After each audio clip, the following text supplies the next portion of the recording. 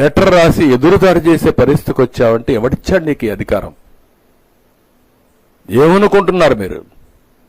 అందుకే ఇక్కడ చూస్తే ఏమంటాడు ఇక్కడ, ఎవడైనా సరే ఒక ముఖ్యమంత్రిగా, the board of trustees consist of strong devotees of eminence from the divorce background and those recommended by union ministers and chief ministers of other states as well. This has been the practice for several decades. It is noteworthy that some of the current members of the TTD board are also affiliated to the BJP as well. Board members ఏం చేస్తారండి? ఎవరినేసావు నువ్వు ఈవోని? ఏ service అయినా ఎక్కడి నుంచి వచ్చాడు? మీరందరూ ఒకటి గుర్తుపెట్టుకోవాలి, వెంకటేశ్వర స్వామి దగ్గర హిందూ సాంప్రదాయ ప్రకారం ఇంట్లో ఎవరైనా చనిపోతే 1 year వెళ్ళం, అది అపచారం.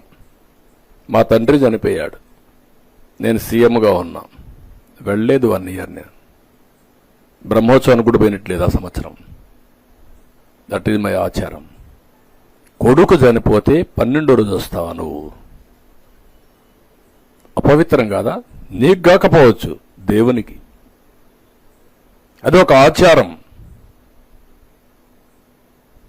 మీరు ఎప్పుడు కూడా గుర్తుపెట్టుకోవాల్సింది, సోనియా గాంధీ వచ్చి అఫిడవిట్ ఇచ్చారు, నాకు దేవుని పైన నమ్మకం, దర్శనం చేసుకుంటానని. Abdul Kalam president of India ఒక అఫిడవిట్ ఇచ్చాడు, నేను వెంకటేశ్వర స్వామి పైన నమ్మకం ఉంటుంది, నేను దర్శనం చేసుకుంటాను. వాళ్ళకంటే గొప్పోళ్ళ మీరు? ఎందుకు ఇవ్వలేదండి? మత సామరస్యాన్ని కాపాడాం. ఇప్పుడు మీరు చేసింది ఇన్ని చేసి ఇష్టానుసారంగా బాధ్యతారహితంగా భక్తుల మనోభావాలు దెబ్బతినే విధంగా చేసిన అపచారాలన్నీ కప్పిపుచ్చుకుంటూ ఎదురుదాడి చేస్తే తప్పు ఒప్పైపోతుందని, అపచారం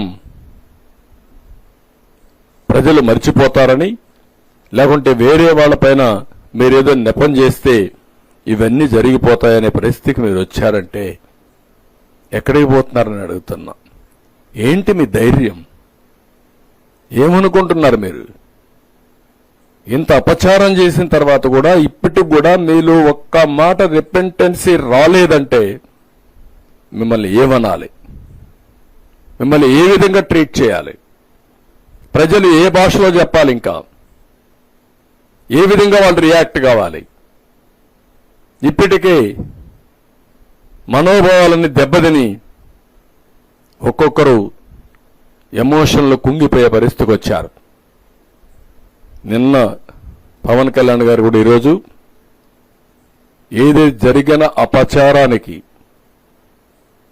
ఆయన ప్రాయశ్చిత్త యజ్ఞం చేసే పరిస్థితికి వచ్చాడు. ఎవరి పాటికి వాళ్ళు ఏంటి జరిగింది, ఏంటి అన్యాయం అంటే మళ్ళా నువ్వు ఎక్కిలు చేస్తున్నావు అంటే నీకు ఎవడిచ్చాడు ఈ అధికారం ఈ రాష్ట్రంలో? అసలు మీరు మనిషి పుట్టుకని అడుగుతున్నా. మీ ప్రవర్తన చూస్తే ఏదన్నా లెక్కలేదా మీకు? ఏదంటే చేస్తారా?